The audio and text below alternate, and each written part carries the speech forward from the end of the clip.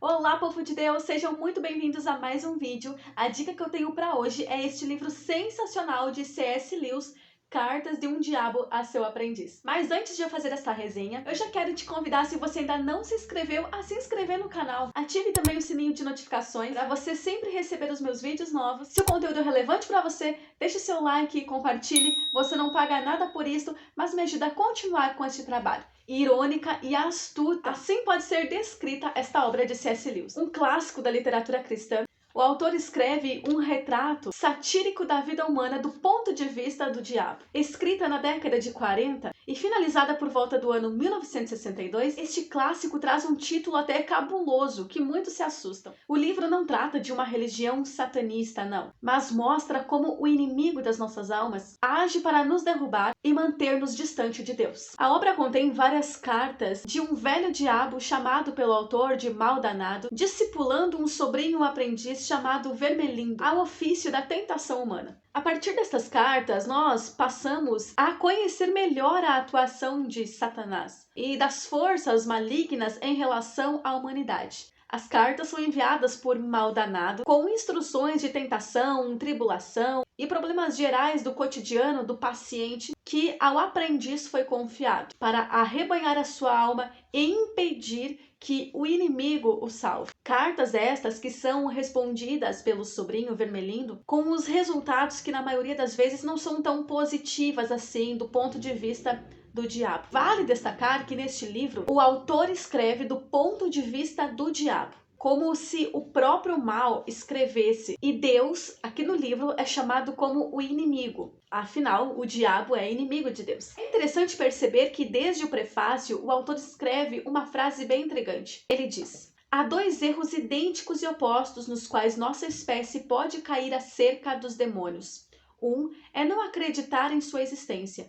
O outro é acreditar e nutrir o interesse excessivo e doentio neles. Eu quero deixar um comentário sobre isso. O próprio diabo ele se alegra com estes extremos e até zomba deles. O primeiro é que, crendo ou não, o maligno, o mal, ele existe. O segundo é um extremo perigosíssimo, que é superestimar o diabo. Tem crentes que dão mais valor ao que o diabo diz do que o que Deus fala. Tem tantos testemunhos aqui na internet mesmo de pessoas que visitam o inferno quase todos os dias. E eles criam dogmas e doutrinas baseados naquilo que o diabo falou para eles. Tem aqueles que fazem entrevista com o diabo e eles acreditam piamente que o diabo falou a verdade para eles, esquecendo que o diabo é o pai da mentira e é o acusador dos irmãos. Mas vamos analisar algumas frases do velho diabo mal danado que são descritas aqui nesta obra. Quando o diabo fica sabendo que o paciente do seu aprendiz é um novo convertido, ele instrui o seu sobrinho de lutar fortemente na mentalidade do convertido, o atacando em suas emoções. Porque no ponto de vista do mal danado, logo o convertido amadurece na fé e as emoções deles não ficam tão sensíveis. Na página 23 e 24, nós temos aqui uma frase do mal danado em relação a isso. Ele diz: trabalhe duro, então, no desapontamento ou no anticlímax que certamente irá ao encontro do teu paciente durante suas primeiras semanas como membro da igreja. O inimigo permite que este desapontamento ocorra no limiar de todo o esforço humano. Se passam com êxito por essa aridez inicial, tornam-se muito menos dependentes da emoção e, portanto, muito mais difíceis para se tentar. Portanto, vale destacar aqui que o amadurecimento espiritual é algo tão poderoso que é claro que as pessoas vão crescendo com o tempo, mas uma pessoa amadurecida na fé, ela se torna muito mais resistente às forças malignas. É claro que o diabo ele vai lutar com a pessoa, mas ela se torna muito mais resistente, porque ela já tem ali uma fundamentação.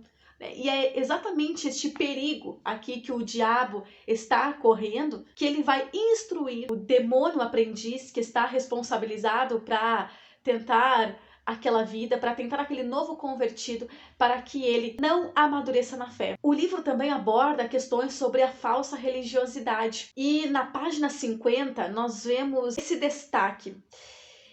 E o diabo, mais uma vez, ele coloca a questão da falsa religiosidade como uma maneira de manter o homem afastado do verdadeiro evangelho. E assim, né, não ser salvo. E ele diz o seguinte, uma frase lá na página 50, bem pertinente. Assim que tornares o mundo um fim e a fé um meio, quase ganhaste teu homem. E faz muita pouca diferença que tipo de objetivo mundano ele estiver buscando. Desde que os encontros, panfletos, planos de ação, movimentos, causas e cruzadas tenham muito mais importância do que as orações, os sacramentos e a caridade.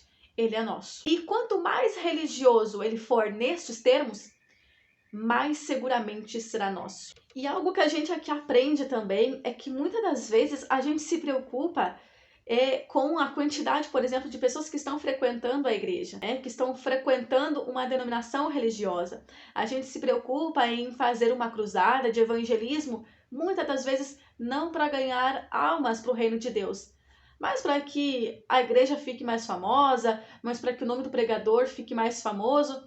E isto pode não parecer um problema, mas para o diabo isto é uma isca para derrubar os crentes do verdadeiro evangelho. A maioria dos eventos religiosos, infelizmente, nem tem se dado tempo para a oração, mas para tantas outras coisas. Isso a gente deve pensar que no plano espiritual, como as coisas estão acontecendo. Sobre a questão da vergonha de ser cristão em um mundo corrompido, em um mundo onde a gente pensa diferente da grande maioria, o diabo instrui o seu aprendiz que o tente a guardar silêncio quando deveria falar e rir quando deveria ficar quieto. Em Apocalipse há uma lista daquelas pessoas que ficaram de fora do reino de Deus e uma dessas pessoas, de características dessas pessoas, são os tímidos.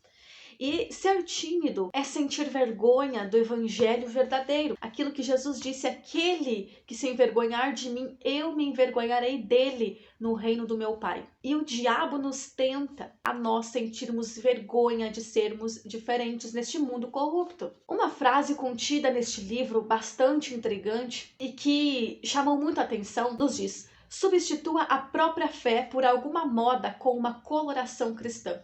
Mesmo em plena Segunda Guerra Mundial, quando esta obra foi escrita, o tema é tão pertinente hoje no século XXI. E isto nos mostra o mal do ser humano, que sempre foi o mal de sempre, é de criar uma religião de que se adeque ao que ele acha por certo. A linguagem escrita do diálogo do velho diabo maldanado escrevendo ao seu sobrinho, o demônio aprendiz, são acompanhadas de muita ironia e sarcasmo, e faz ao mesmo tempo o livro ser divertido, mas muito reflexivo, a ponto de nós ter que tomar um posicionamento perante as circunstâncias que nos cercam todos os dias, enquanto cristãos.